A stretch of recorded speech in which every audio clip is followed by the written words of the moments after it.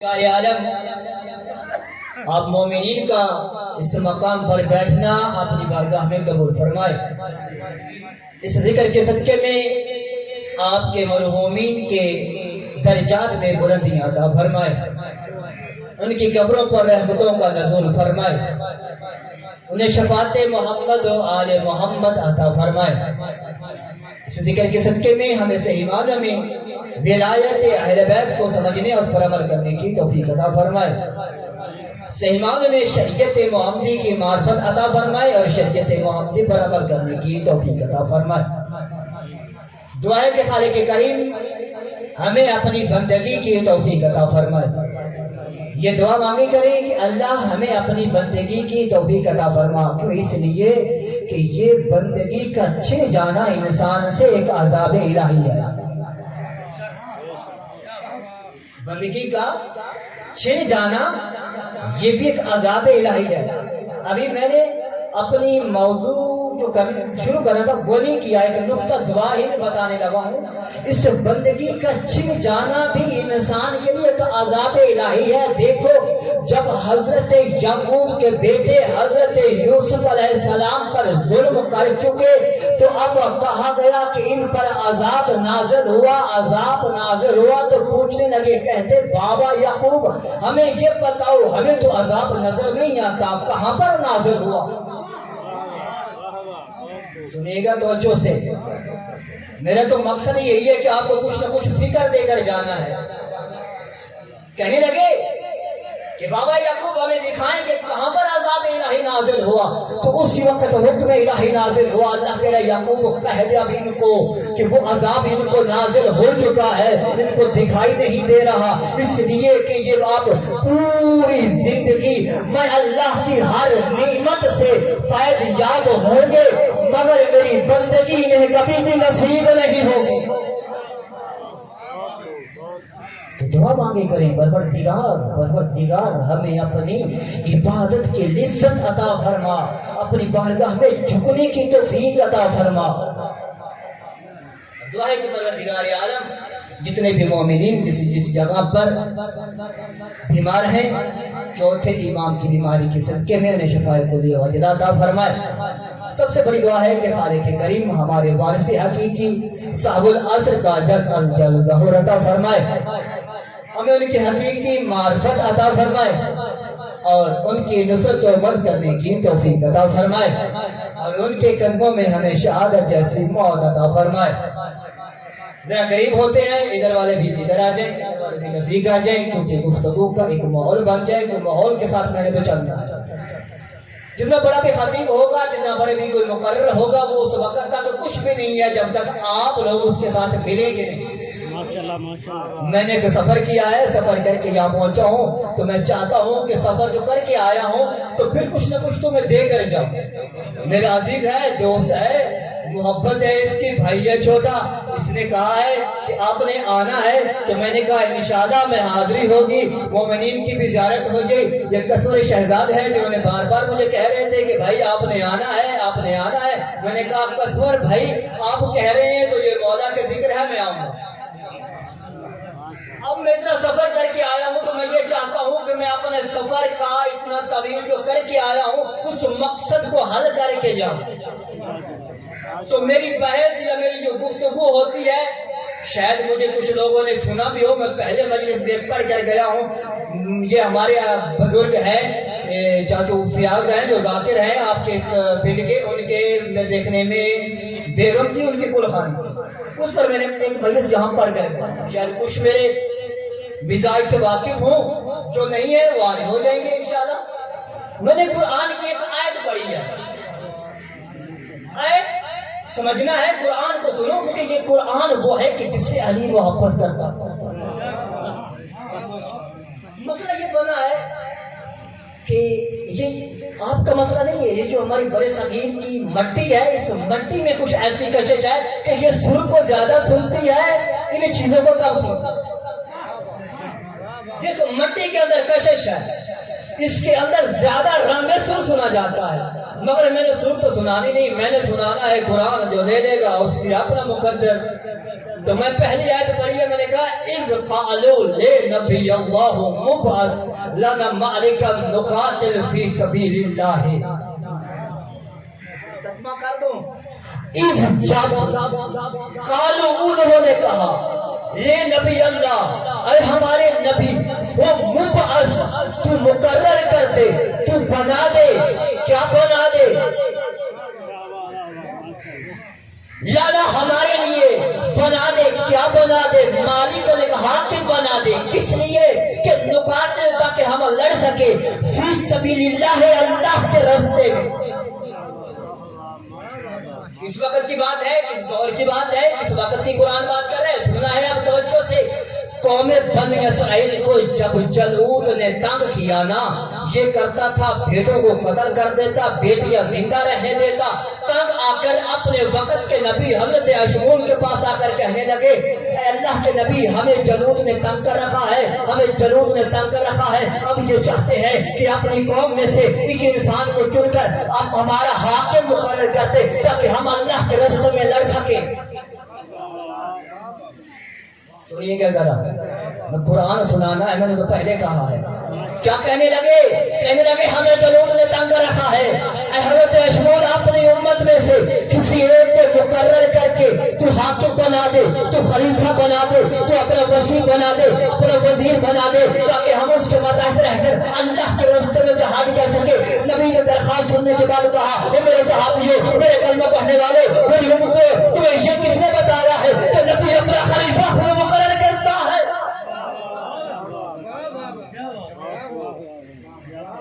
سننا ہے، اگر جان کر سنو گے تو آپ کو پتہ چل گیا ہوگا کہ میرا موضوع کیا ہے، کیونکہ آج کل یہی بحث چل رہی ہے۔ میں نے آج کل جو دن چل رہے ہیں اسی کے مطابق میں نے موضوع بھی چنا ہے۔ اب سنیں گے تو مزہ آئے گا، لطف آئے گا۔ میں اعلان کر رہا ہوں، یہ سپیکر چل رہی ہے، یہاں ممبر حسین پر بیٹھ کر اعلان کر رہا ہوں، دیکھیں کسی بھی نبی کو اللہ نے یہ حق ہی نہیں دیا کہ وہ اپنا وزیر، اپنا خلیفہ خود مقرر کرے، بلکہ نبی کا خلیفہ بنانا، نبی کا وزیر بنا دینا، نبی کا وزیر بنا دینا، نبی کا جانشین بنانا اللہ کا کام ہے۔ اب دیکھنا میری طرف ہے، میں توجہ میری طرف ہونا، وزیر بنانا، خلیفہ بنانا نبی کا اللہ کا کام ہے۔ نبی کا کام ہے فقط ہاتھ پکڑ کے دکھا دینا۔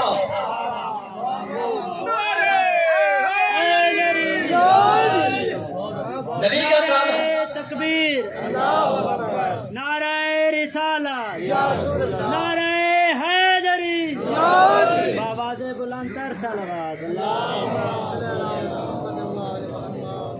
میں نے دعویٰ کیا ہے کسی بھی نبی کو اللہ نے یہ اختیار ہی نہیں دیا، بلکہ کسی بھی نبی کا، بلکہ کسی کو بھی خلیفہ مقرر کرنا اللہ کا کام۔ میں نے دعویٰ کر دیا اللہ کا کام، ثبوت دے کر جاؤں گا، قرآن سے دے کر جاؤں گا، قرآن سے باہر نہیں، اس کتاب کا حوالہ دوں گا جس کا انکار کرنے سے انسان مشرک ہو جاتا ہے۔ سنے میں پہلی آیت پڑھنے لگا ہوں، سورۃ آل عمران کی آیت نمبر 33 میں ارشاد رب العزت ہو رہا ہے ان اللہ اصطفیٰ، میں اللہ نے منتخب کر لیا، میں اللہ نے چن لیا۔ کہا کسے چنا؟ کہا آدم، میں نے حضرت آدم کو منتخب کیا۔ جب آواز قرآن آ رہی ہے کہ ان اللہ اصطفیٰ آدم، میں اللہ نے حضرت آدم کو، میں اللہ نے حضرت آدم کو منتخب کر لیا، اب سوال بنتا ہے پھر پوچھا جائے امت اسلامیہ سے کہ اللہ نے حضرت آدم کو منتخب کیوں کیا؟ اب قرآن جو ہدایت دینے آیا ہے انسان کو، وہ قرآن جب کہہ رہا ہے اللہ نے حضرت آدم کو منتخب کیا، تو وہ پوچھتے ہیں کہ حضرت آدم کو منتخب کیوں کیا، جب وہی قرآن کہہ رہا ہے افلا تعقلون، جب تم قرآن پڑھتے ہو عقل سے کام نہیں لیتے؟ تتکبرون تتفکرون، کیا جب تم یہ قرآن پڑھتے ہو اس میں غور و فکر نہیں کرتے؟ جب یہ قرآن کہہ رہا ہے اللہ نے حضرت آدم کو چنا، تو اب بتائیں حضرت آدم کو کس لیے چنا؟ آپ پوچھ لیں قرآن سے کہ اللہ کی کتاب تو لا ریب ہے، بے عیب ہے، تو بتا اللہ نے حضرت آدم کو کیوں منتخب کیا؟ جب قرآن سے پوچھا تو قرآن نے کہا وَإِذْ قَالَ رَبُّكَ لِلْمَلَائِكَةِ إِنِّي جَاعِلٌ فِي الْأَرْضِ خَلِيفَةً۔ کہہ رہے اے میرے حبیب یاد کر اس وقت کو جب میں تیرا رب ملائکہ سے کہہ رہا تھا کہ میں ابراہیم کو تاج خلافت پہنا رہا ہوں. یعنی کسی کو بھی تاج خلافت پہنانا اللہ کا کام. ابھی چلتے ہیں تھوڑا سا. یہ فرشتے کون ہیں کہ جن میں اللہ نے خلافت حضرت آدم کا اعلان کیا؟ جب قرآن سے پوچھا قرآن تو ہمیں بتا یہ فرشتے کون ہیں تو قرآن نے کہا بل عباد مکرمون. پہلے نیچے بیٹھے چھوٹے نیچے بیٹھے. بل عباد مکرمون یہ تو اللہ کے مقرر ہیں, اللہ کے محترم ہیں, اللہ کے عبادت گزار ہیں. پھر اگلی آیت میں کہا یہ اللہ سے بات کرنے میں لا یسبقون بالقول سبقت ہی نہیں لیتے.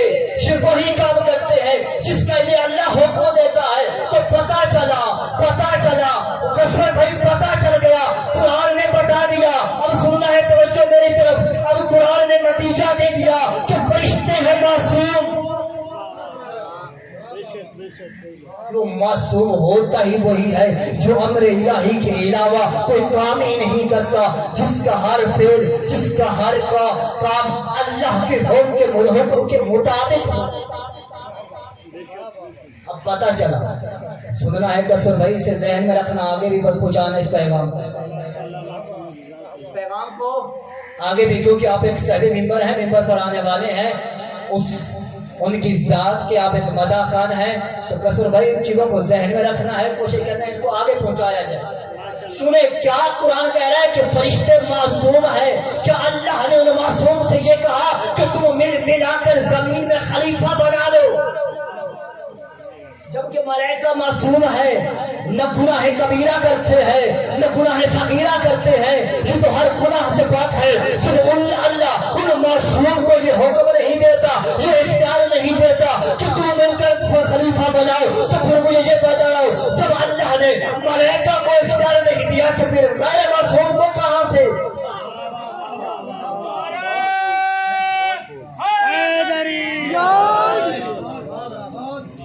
جب اللہ نے معصوم ملائکہ کو یہ اختیار نہیں دیا وہ کسی کو خلیفہ مقرر کریں, تو مجھے پھر یہ بتائیں کہ پھر جو غیر معصوم ہے ان کو کہاں سے حق حاصل ہو گیا؟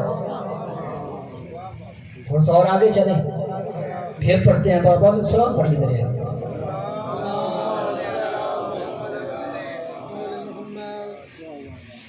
میں نے ایک دعویٰ کیا ہے, یہاں تک بات پہنچی, اب دعویٰ آگے چلنے لگا ہے کہ کسی بھی نبی کو اللہ نے یہ حق ہی نہیں دیا کہ وہ اپنا وزیر اپنا جانشین خود مقرر کرے. میں نے بات کی ہے, سنو قرآن سے ثابت کروں گا, قرآن کی آیت پڑھوں گا.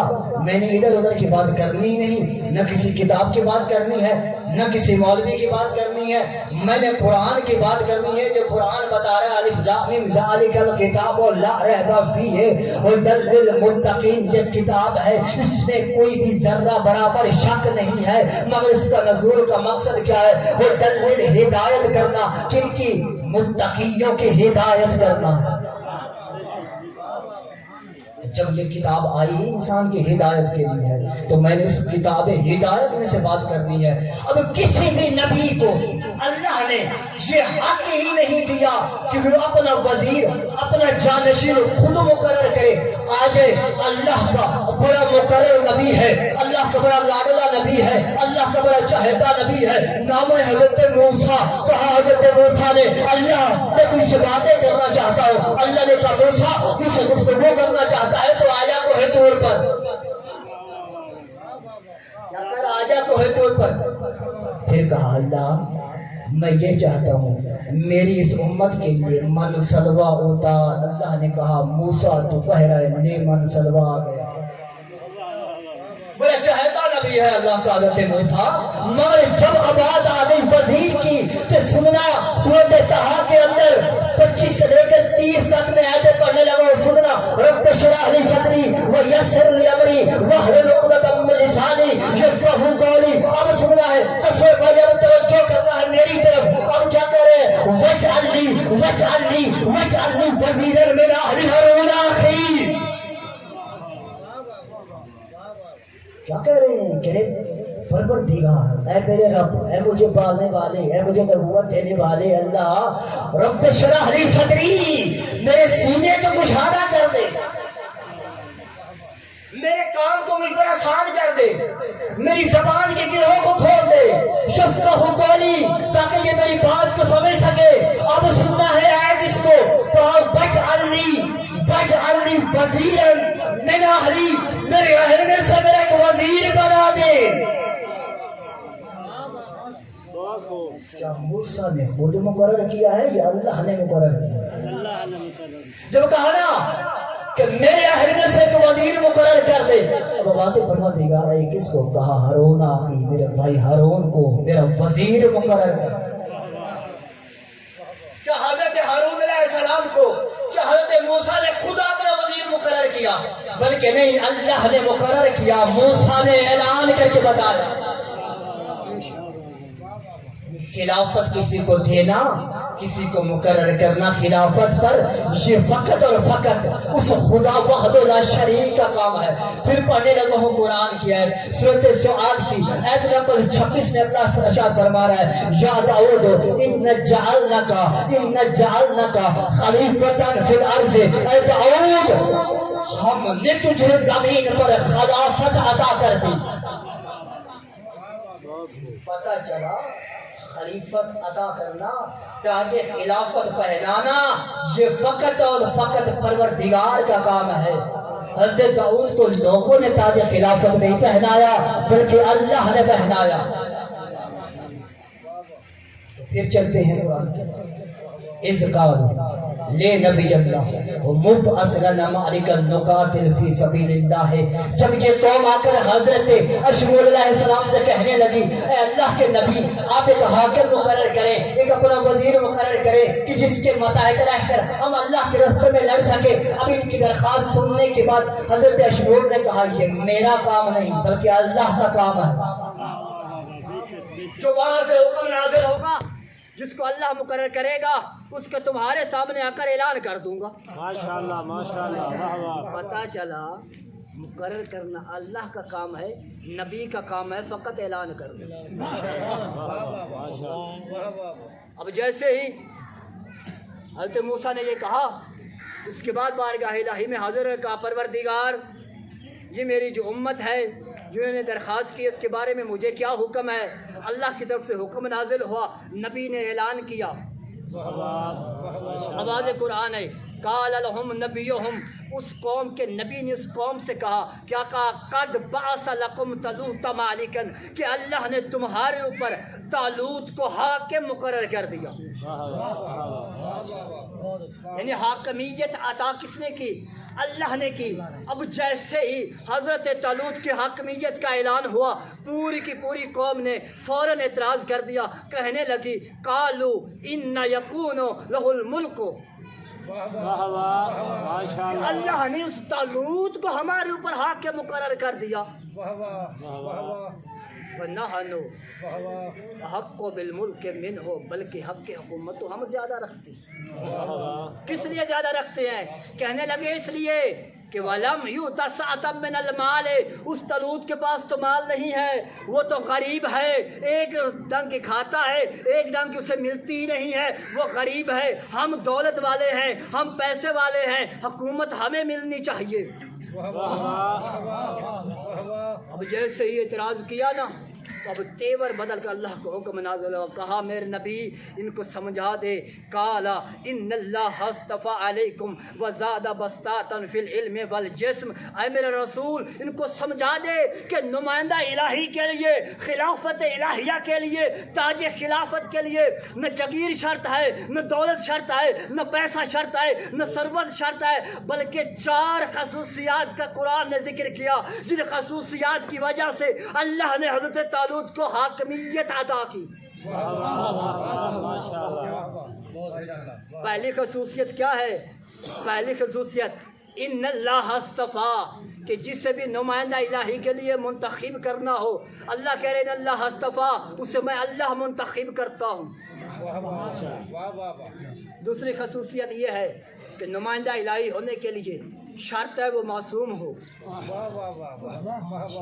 حضرت آدم کو خلافت کے لیے چنا تو معصوم تھا، حضرت داؤد کو چنا معصوم تھا، حضرت ہارون کو چنا معصوم تھا۔ ان کے معصومیت سے کوئی بھی انکار نہیں کر سکتا، جو انکار کرے وہ خود انکار والا ہو جاتا ہے۔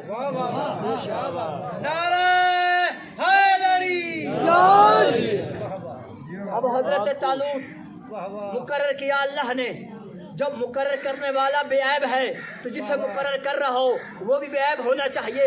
اگر مقرر جسے کر رہا ہے اگر وہ عیب دار ہو، پھر اس بے عیب پر عیب آ جاتا ہے کہ اس نے ایسے تو مقرر ہی کیوں کیا جو عیب دار تھا۔ یعنی بے عیب کو چننا چاہیے تھا۔ پتہ چلا حضرت طالوت ہے معصوم، دوسری خصوصیت یہ تھی اس لیے خلافت ملی، وہ معصوم تھا۔ اب تیسری خصوصیت کیا ہے؟ وَزَادَهُ بَسْطَةً فِي الْعِلْمِ، کہ وہ اپنے زمانے کے علماء سے افضل ہو۔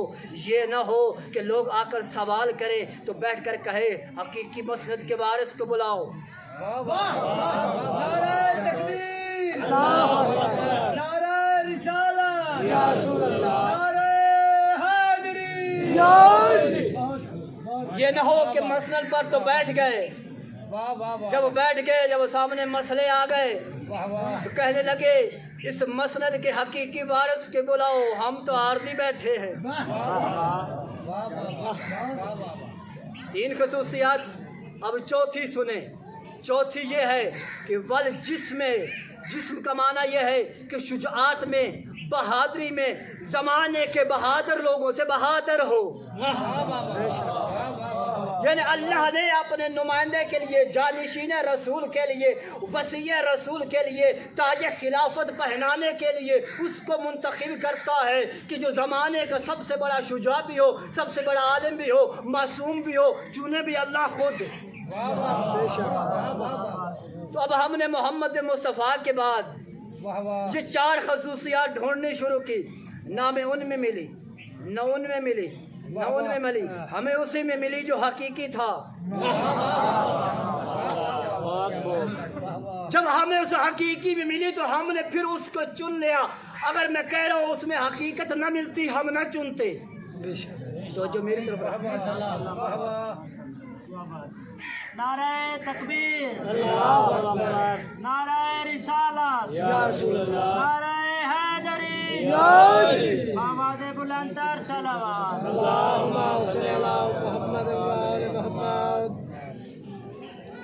یعنی ہم نے ان بیویوں کو خاموش کروا دیا، ان کی آواز آ رہی ہے، ڈسٹرب کر رہی ہے، کوئی جا سکتا ہے یہاں سے کسی نوجوان کو؟ ماشاءاللہ ان کی آواز نہ سنیں ذرا کہ ہم نے محمد مصطفیٰ کے بعد مسند وارث محمد علی کو چنا ہے، کیونکہ ہمیں یہ چار چیزیں علی ہی میں یکجا نظر آئی۔ دیکھے میرے دنیا والوں سے سوال ہے کہ علی سے بڑا کوئی اس کائنات کے اندر مجھے عالم دکھائے، علی سے بڑا کوئی بہادر دکھائے۔ اگر نہیں دکھا سکتے تو پھر میں کہہ رہا ہوں مانیں گے تو اللہ کا قانون یہ ہے کہ اللہ خلافت کے لیے، جانشین رسول کے لیے، وصی رسول کے لیے، وزیر رسول کے لیے اسے منتخب کرتا ہے جو زمانے کا عالم بھی ہو، زمانے کا شجاع بھی ہو۔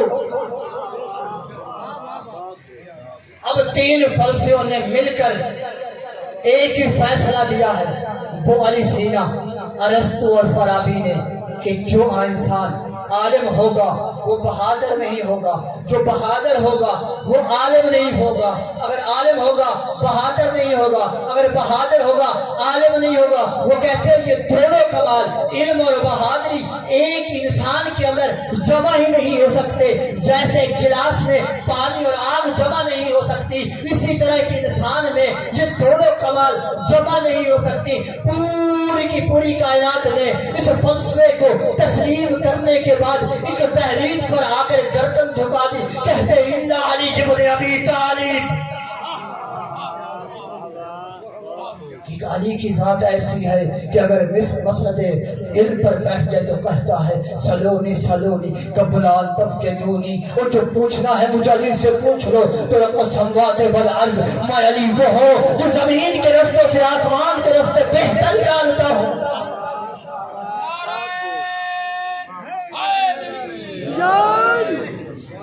اور جب میدان جنگ میں آ جاتا ہے تو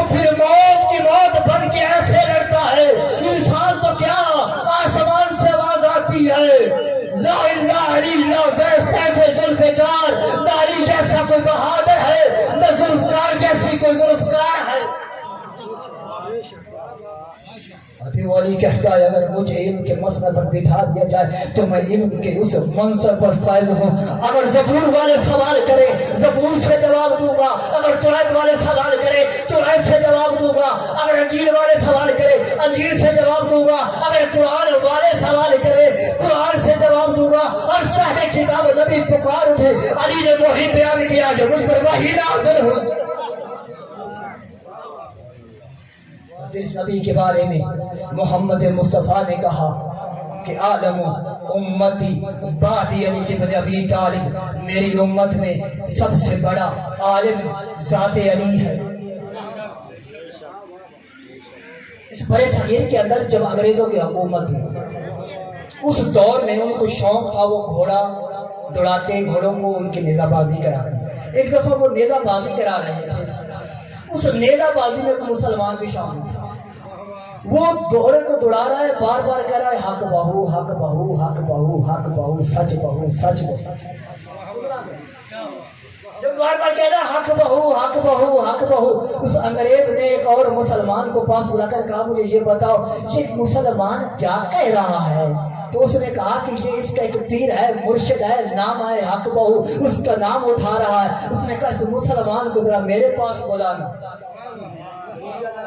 کیا کرے, اس کو میرے پاس بلائے. اب بلایا گیا, جب پاس بیٹھ گیا اس کا کاندھا ہلا کر وہ انگریز کہتا ہے سن اپنے مرشد کا نام گھر پہ جا کر چولہے پر اٹھانا, ممبروں کی زینت علی ہے.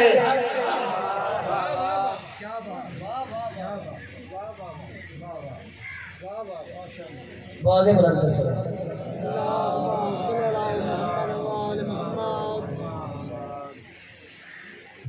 پھر مل کے واضح بلند سے. یعنی مسلمان تو کیا غیر مسلمان بھی مان گئے کہ شجاعت میں علی سے بڑا کوئی نہیں ہے. تو اب قانون الہی ہے کہ اللہ تاج خلافت اس کو پہناتا ہے کہ جو عالم بھی ہو, جو شجاع بھی ہو, پھر خود بھی وہ مقرر کرے. وہی خلیفہ بن سکتا ہے کسی بھی نبی کا, وہی جانشین بن سکتا ہے جس کو وہ ذات خود مقرر کرے. اب سننا, اگر ہم شیعہ قوم خدا کی قسم اس لیے علی ولی اللہ پڑھتے ہیں کہ محمد مصطفیٰ نے غدیر مقام پر علی کی ولایت کا اعلان کیا. اگر محمد غدیر کے مقام پر علی کی ولایت کا اعلان نہ کرتے, ہم شیعہ قوم علی ولی اللہ وصی رسول اللہ و خلیفت ہو بلا فاصل کبھی نہ پڑھتے. حکم الہی سے محمد مصطفیٰ نے غدیر خم کے مقام پر علی کی ولایت کا اعلان کیا. جب آخری حج کر کے رسول پڑھتے ہیں غدیر خم کے مقام پر پہنچے تھے, حکم الہی نازل ہوا یا ایھا الرسول بلغ ما انزل الیک من ربک, اے میرے حبیب پہنچا دے اس پیغام کو جو تیرے پروردگار کی طرف سے تجھ پر نازل کیا گیا. وَإِن لَمْ تَفْعَلْ فَمَا بَلَّغْتَ رِسَالَتَكَ, اے محمد اگر آج تو نے یہ پیغام نہ پہنچایا تو نے کار رسالت کو انجام ہی نہیں دیا. اب یہاں پر ایک جملہ کہہ دوں, یہاں پر ایک جملہ کہنے لگا ہوں, سننا. ولایت علی کی بغیر جب محمد مصطفیٰ کی رسالت نہیں بچ سکتی, مجھے تو بتا 14ویں صدی کے مولوی علی کی ولایت کے بغیر تیرا ایمان کیسے مکمل؟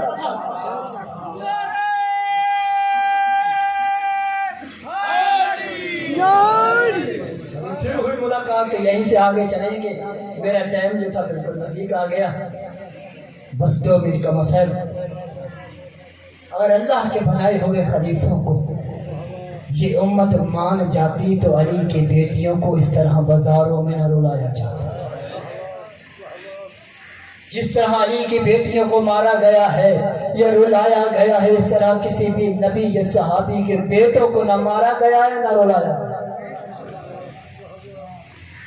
ایک راوی ہے, نام ہے حمید ابن مسلم, یہ کہتا ہے جب شام غریبہ آئی ہے نا, تو میں نے دیکھا کہ بیوی ہے جو بار بار خیموں کی طرف جاتی ہے. میں نے قریب کر جا کر کہا بیوی اگر اس خیمے میں کوئی اتنی قیمتی چیز ہے تو مجھے بتا, میں حمید ابن مسلم جا کر اٹھا کر لے آتا ہوں. اب کہا ہے ثانیہ زہرا نے, حمید اگر اٹھا کر لے آئے گا تو تیری جنت کی وارث میں ہوں, میں ضمانت دیتی ہوں, تیری جنت کی ضمانت اٹھاتی ہوں. اب حمید ابن مسلم نے کہا بیوی تو جو ضمانتیں اٹھا رہی ہے مجھے یہ بتا کیا تو علی کی بیٹی ہے؟ کہا نا تو علی کی بیٹی ہے. تو اس وقت کہا ہے ثانیہ زہرا بی بی زینب سلام اللہ علیہ نے کہ حمید ابن مسلم وہ علی کے غیور بیٹی زینب میں ہی تو ہوں. حمید کہتا ہے میں نے بڑی کوشش کی اس خیمے میں جاؤں مگر آگ کے شعلے اتنے بلند تھے کہ میں خیمے میں داخل نہ ہو سکا. میں نے واپس آ کر ہاتھ جوڑ کر کہا بی بی اس خیمے میں میں نہیں جا سکتا.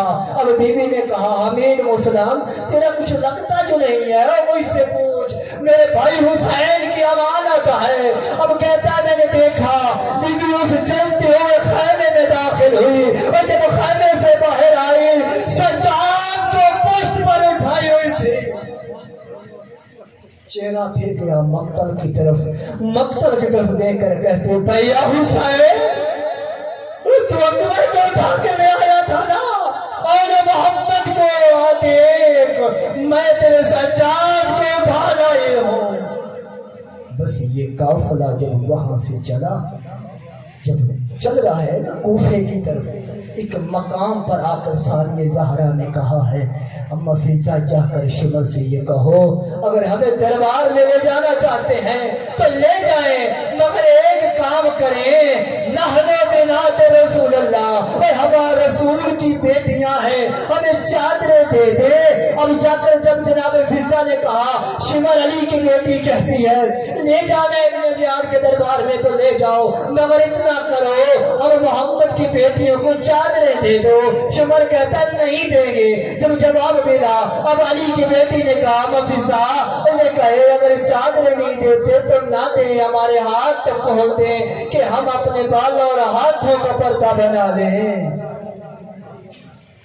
جب شمر نے یہ سنا نا کہ علی کی بیٹی کہہ رہی ہے میں چادریں نہیں دیتے تو نہ دو, ہمارے ہاتھ کھول دو. اب کہتا ہے فضا جا کر علی کی بیٹی سے کہہ دے آج کوفے کے اندر شہزادی نہیں ہماری قید بن کر آئی ہے اور جیسے چاہے ہم دربار میں لے جائیں.